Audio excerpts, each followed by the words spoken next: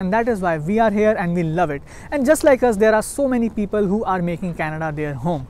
Hey guys, welcome back to the channel. So everything that shines is not gold, and that is true for Canada as well. Like any other country, Canada is also not a perfect place, and that is what we are going to discuss today. And now, after spending close to 2 years in Canada, I think we can give our opinions now, right? So without wasting any more time, my name is Nishant. And I'm Tanu, and let's get started. So before we start discussing the points one by one, please understand that this video is not to discourage you, but to make you aware of the not so good things about Canada. Exactly. So please refrain from making any such comments like, oh, then why you are in Canada? Why don't you come back? Because we are not coming back. We love it here. It's a beautiful country, as you can see. And you can also watch our other videos where we have talked about so many positive things about Canada. But the point for this video is just to make you aware of the reality so that you can make a better decision and you can come prepared. That's it. Okay? So the point number one is lack of jobs or difficulty in getting a job as a newcomer.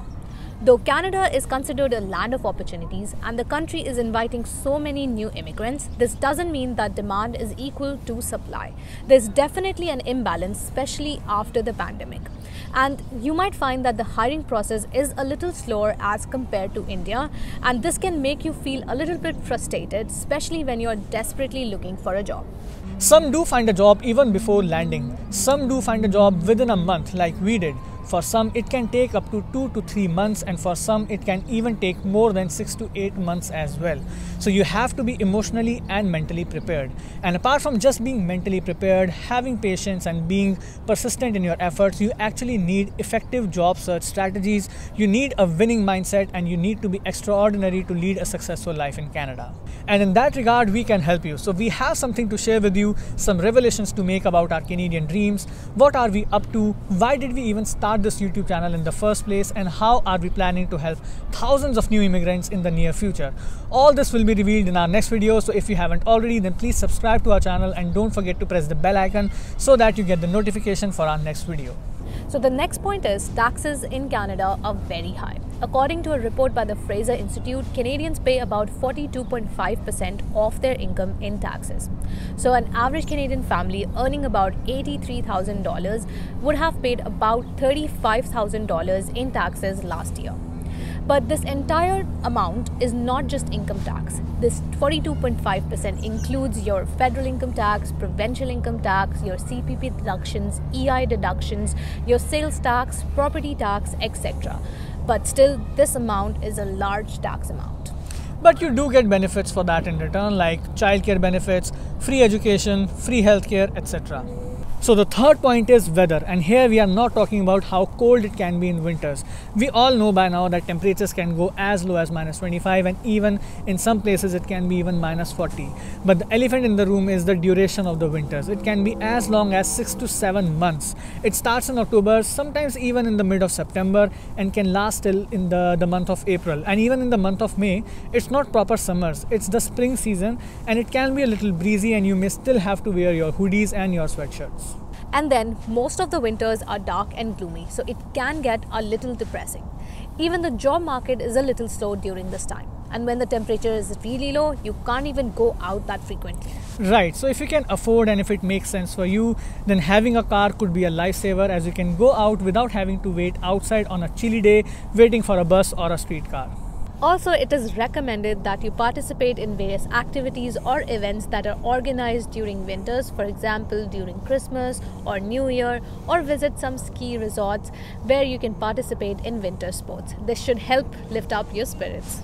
So the next point is cost of living, and cost of living is high, especially if we talk about Toronto and Vancouver, because these are the two cities where most immigrants prefer to land.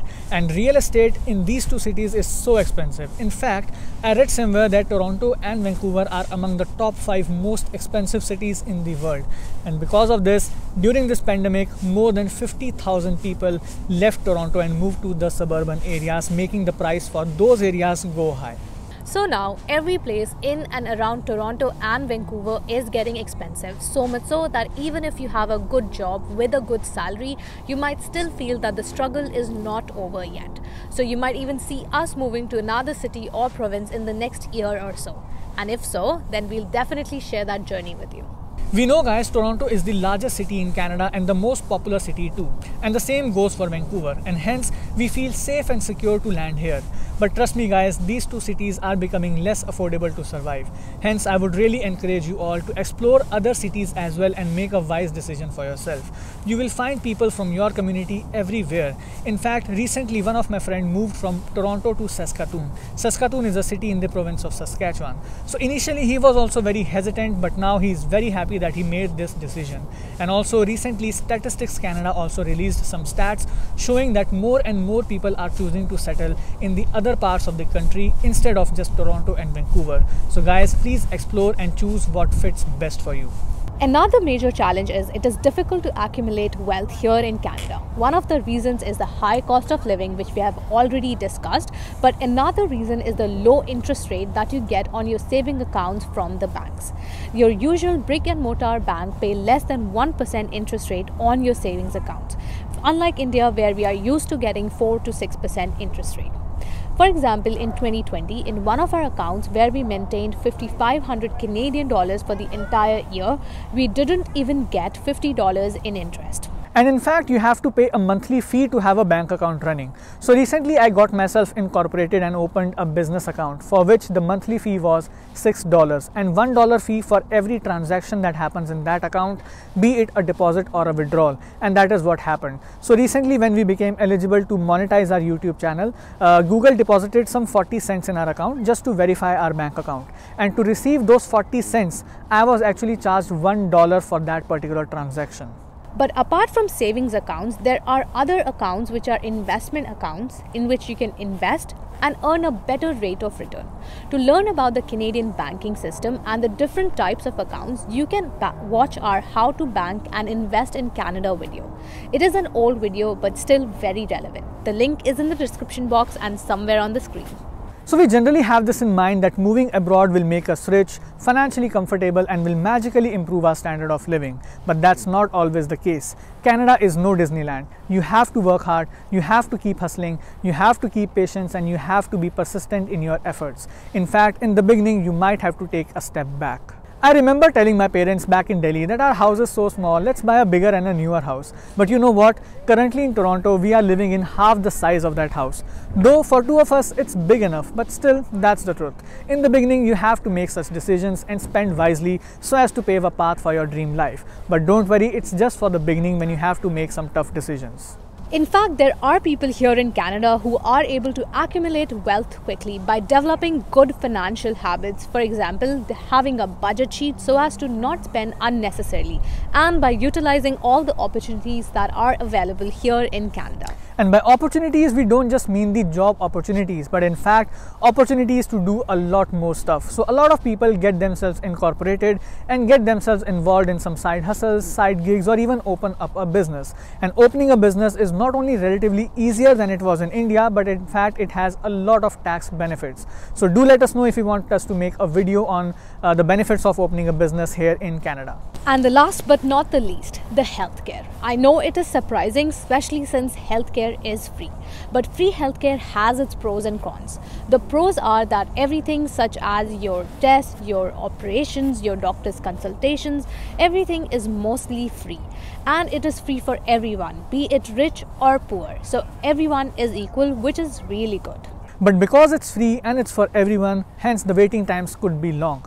There are not enough hospitals to cater to the increasing population of Canada because of immigration. Hence, if your disease or health issue is not life-threatening, then you may have to wait for long hours, because obviously the hospitals will be giving preference to the people with life-threatening issues or even to small children, which is good and makes sense.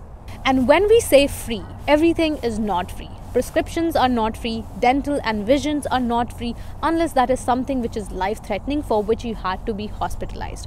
But fortunately, some of these things may be covered by your employer. So yeah, that's all what we could think of in terms of what's not so good about Canada. But as we said in the beginning, it's not to discourage you. Canada is a beautiful country, it is safe and it has a lot of positives, and that is why we are here and we love it. And just like us, there are so many people who are making Canada their home. But as YouTubers, it becomes our responsibility to portray a realistic picture so that you can make a better decision for yourself.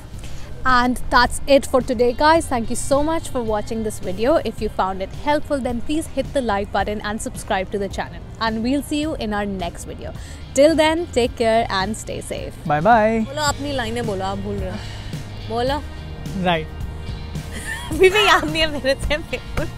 1, 2, 3, 4. 1, 2, 3, 4. In the beginning, you have to make some decisions, such tough decisions, and spined wisely.